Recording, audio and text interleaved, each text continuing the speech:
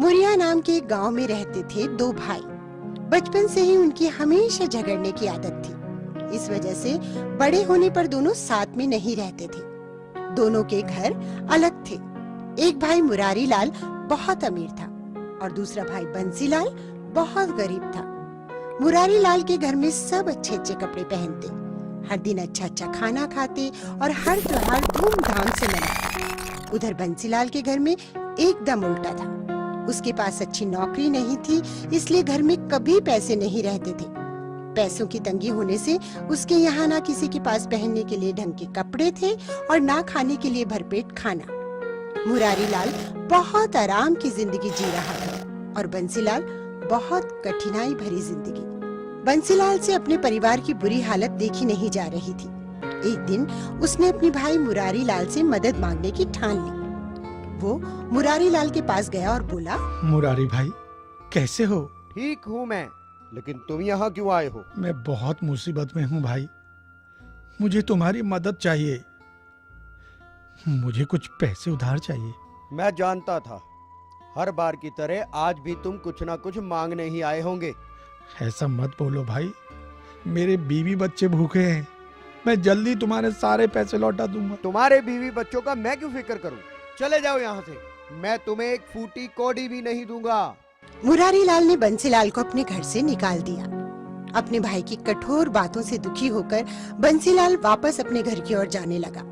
रास्ते में उसने देखा कि एक बहुत बूढ़ा आदमी लकड़ियों का बड़ा गट्ठा उठाने की कोशिश कर रहा है। बंसीलाल अच्छे स्वभाव का था। उससे ये देखा नहीं गया कि इतना बूढ़ा आदमी अकेला इतना वजन उठा रहा है।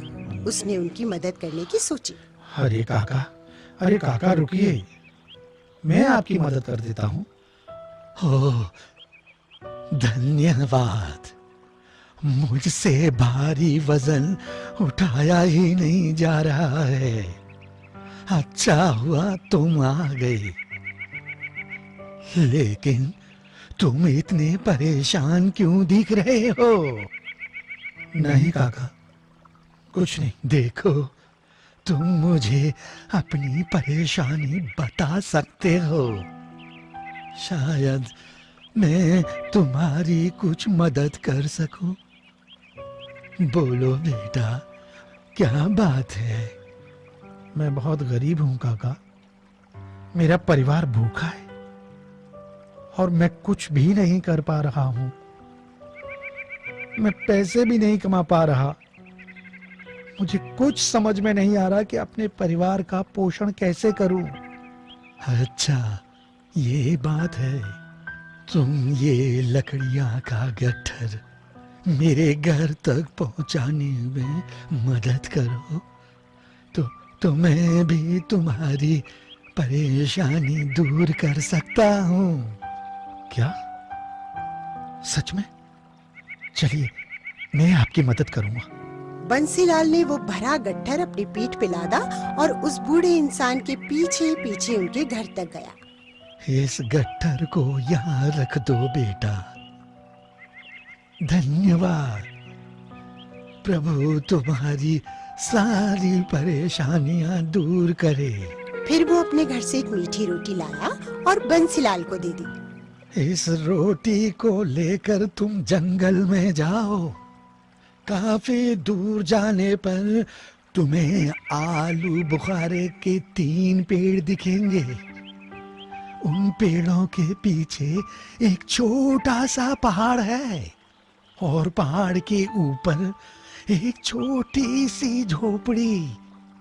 वहाँ 3 बौने रहते हैं और उन्हें मीठी रोटी बहुत पसंद है। उन्हें ये रोटी देकर बदले में तुम्हें उनसे पैसे नहीं, पत्थर की चक्की मांगनी है। बंसीलाल ने उनकी सारी बात बहुत ध्यान से सुनी और मीठी रोटी लेकर वो तुरंत जंगल की ओर निकल पड़ा। बहुत देर आगे चलने पर उसे आलू बुखारा के वो 3 पेड़ दिखे जो उस बूढ़े आदमी ने बताए थे। उन पेड़ों के फल बहुत मीठे और ताजे लग रहे थे। बंसीलाल का मन वहाँ कुछ देर रुककर फल खाकर आगे बढ़ने का हुआ, लेकिन वो उन बौनों के पास पहुँचने में देर नहीं करना चाहता था।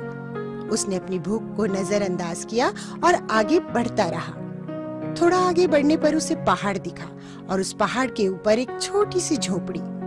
झोपड़ी देखकर बंसीलाल खुश हो गया और एक नई फुर्ती के साथ वो आगे बढ़ने लगा। वो झोपड़ी के अंदर गया और उसने देखा वहाँ 3 बौने थे। बूढ़े आदमी की सारी बातें सच थी। वो पहले से ही मन उस बूढ़े आदमी का धन्यवाद करने लगा। बंसीलाल ने पहले कभी बौने नहीं देखे थे। उन्हें देखते ही वो थोड़ा उत्साहित हो गया। उनके हाव भाव, उनके कपड़े, उनकी टोपी आदि देखता ही रह गया। वो भूल गया कि वो किस काम के लिए आया था। लेकिन बौने उसे देखकर बहुत नाराज हो गए। लेकिन बंसीलाल अपने उत्साह में उनका गुस्सा देख ही नहीं पाया। अचानक बौना बोला, कौन हो तुम? अंदर कैसे आ गए? बंसीलाल अचानक उनकी आवाज सुनकर सहम गया और होश में आया। मैं बंसीलाल हूँ। कौन बंसीलाल? हम किसी बंसीलाल को नहीं जानते। तुम जरूर कुछ चुराने आए हो। इसे पकड़ के बांध देना चाहिए। ये सुनते ही बंसीलाल डर गया और उसके हाथ से वो मीठी रोटी नीचे गिर गई। नहीं, मैं कोई चोर नहीं हूँ। मैं तो ये मीठी रोटी देखते ही बौनों का गुस्सा कुछ इस तरह गायब हो गया जैसे बारिश के बाद गर्मी गायब हो जाती है। अरे, इसके पास मीठी रोटी है। हमें मीठी रोटी बहुत पसंद है। क्या ये तुम हमारे लिए लाए हो? हाँ, मैं ये आपके लिए ही लाया हूँ, लेकिन मैं ये बेचने के लिए लाया हूँ। कोई बात नहीं, हम इसे खरीदेंगे। तुम्हें इसके बदले में क्या चाहिए? तुम जो चाहो ले सकते हो। धन्यवाद। मुझे इसके बदले में पत्थर की चक्की चाहिए। हमें मंजूर है। ये लो चक्की। इतना सुनते ही उस बौने के हाथ में पत्थर से बनी एक चक्की आ गई। उसने वो चक्की बंसीलाल को दे दी। ये कोई मामूली चक्की नहीं है। तुम इससे कुछ भी मांग सकते हो। जब तुम इससे पीसोगे तब ये चक्की तुम्हारी हर इच्छा पूरी करेगी। लेकिन एक बात का विशेष ध्यान रखना, काम हो जाने पर इस चक्की को एक लाल कपड़े से ढक देना, जिससे ये चक्की रुक जाएगी। मैं समझ गया। आपका बहुत बहुत धन्यवाद। खुश होकर बंसीलाल वो चक्की लेकर अपने घर वापस आ गया। घर में उसके बच्चे और पत्नी का भूख से बुरा हाल था। उसने तुरंत जमीन पर एक कपड़ा बिछाया और चक्की को उस पर रखा।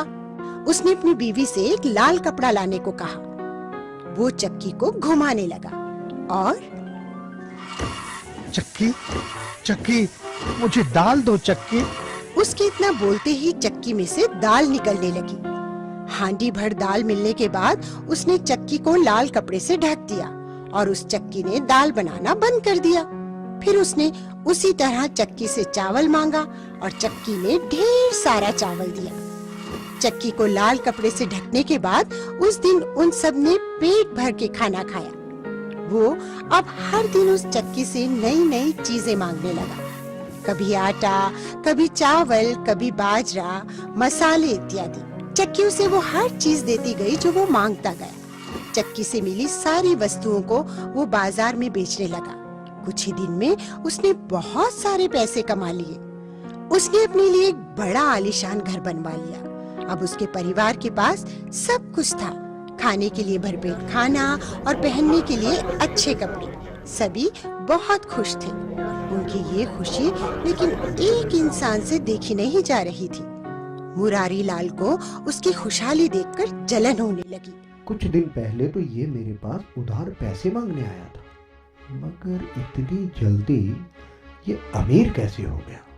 इसका पता तो लगाना ही पड़ेगा। जरूर कोई चक्कर है। ऐसा सोचकर एक दिन वो अपने भाई बंसीलाल के घर में चुपके से घुस गया। थोड़ी ही देर में उसे चक्की के बारे में पता चल गया। अगले ही दिन उसने उस जादुई चक्की को चुरा लिया और अपने परिवार के साथ गांव छोड़ने की ठान ली। चक्की लेकर वो गांव से निकल पड़ा। वहाँ पास ही एक सागर था जो उसे पार करना था। वो सभी नाव में बैठकर सागर पार करने लगे। बीच रास्ते में ही उसने उस चक्की को चलाना चाहा। उसने चक्की को चलाया और अपनी इच्छा प्रकट करी। चक्की, मुझे नमक दो चक्की। बस फिर क्या था, चक्की ने नमक निकालना शुरू कर दिया। उस चक्की से नमक निकलता रहा और नाव बहुत भारी हो गई। अपने लालच के चक्कर में मुरारी लाल ने उस चक्की को बंद करने का तरीका ही नहीं देखा था। अब वो चक्की घूमती रही और उससे नमक निकलता गया। नमक के भार से उसकी नाव डूब गई और मुरारी लाल का पूरा परिवार उस सागर में डूब गया। फिर भी चक्की से नमक निकलना बंद नहीं हुआ। आज भी उस चक्की में से नमक निकल रहा है। शायद इसलिए सागर का पानी खारा हो गया है। किड्स टोन दुनिया को सब्सक्राइब करें।